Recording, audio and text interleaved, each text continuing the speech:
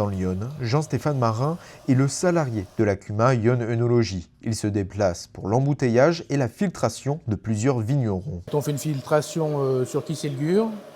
C'est de la terre de diatomée. En fait, c'est des algues fossilisées qui ont des millions d'années, qui sont broyées, concassées et calcinées, je crois. Et en fait, ça nous fait une poudre assez fine qu'on va venir déposer dans le filtre avec le vin. Et ensuite, le vin va traverser cette poudre. Donc en fait, c'est que de la roche. Et en fait, c'est pour clarifier les vins.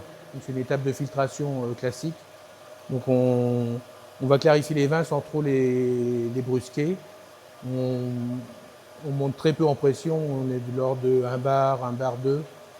Donc c'est assez doux comme filtration pour les vins. Avec sa machine de filtration, si tout se passe bien, ça peut être 300 hectos par journée qui peuvent être filtrés. En fait, c'est tout simple. Le vin pas filtré rentre ici.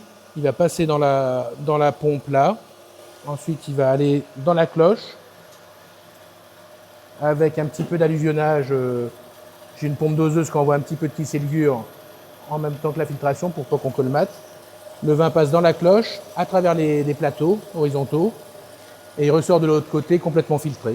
Mais là, c'est des vins assez propres, donc je ne sais pas si on va voir la différence. Là, on a le vin pas filtré, si on voit un petit trouble quand même. Et là, c'est le vin filtré qui est complètement clair. Jean-Stéphane s'adapte à la volonté de chaque viticulteur concernant l'embouteillage ou encore la filtration.